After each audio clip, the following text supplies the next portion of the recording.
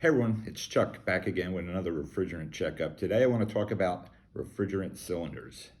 In the past I've always encouraged you to always source refrigerant from a supplier you know and trust to make sure you're getting good, high quality, not counterfeit, not illegally sourced refrigerant. But today we want to talk about some good practices for safe handling of refrigerant packages. Whether that be our standard 30-pound service jug we have here, these disposable type cylinders, the talls that you may use on some bigger jobs, or even the cylinders you're using for recovery and reclaim. A lot of the important factors in handling those containers safely all come back to a few simple practices you've probably heard about somewhere along the way, but it's always a good opportunity to review those. So before we even get started working, we want to make sure we have on our proper PPE, our personal protective equipment. That would include things like eye protection, gloves, foot protection if you're using heavier equipment, whatever your particular job site or your particular job, the work you're doing requires. Make sure you have that PPE before you even start to mess around with a refrigerant cylinder. As far as storing our refrigerant cylinders, the most important thing is we want to keep them in conditions that are less than 125 degrees Fahrenheit. So you got to be particularly careful in hot summer conditions inside of vehicles where temperatures can escalate pretty quickly. Always want to store refrigerant cylinders in a safe ambient environment. Then when it comes to handling the cylinders, we just want to show them a little, care and love. We don't want to drop them, dent them, abuse them in any way. Certainly don't want to apply direct heat to them in terms of a torch.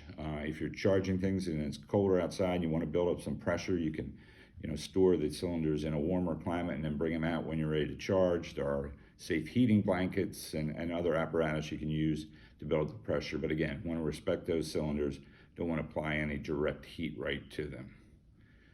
When it comes to hooking up our hoses, gauges, any connections to the valves of the cylinders, we certainly don't want to force anything. So we make sure the threads line up. If they're damaged, we don't want to force it. If handles don't turn, if valves don't turn, we want to take those cylinders back and get them replaced, not mess around and try and force the connections or do any alterations to the cylinders.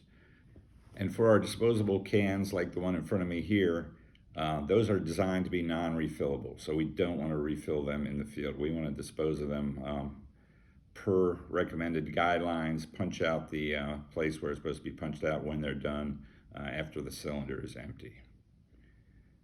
Finally, when we are filling cylinders, most of the time we're taking gas out of a cylinder, but if we're doing reclaim or recovery from a machine and we have our recovery machine hooked up, we want to know how much refrigerant by weight we can put into that recovery cylinder. So there are methods out there for calculating that. There's a lot of that available online. Reach out to us if you need some specific training. But you basically need to understand how much refrigerant you can put in that jug safely. There's a safety factor that you leave on top. You never want one of these cylinders to become liquid full. That is where you can build up hydrostatic pressures, very, very high pressures. Very, very dangerous situation, have any refrigerant cylinder become liquid full.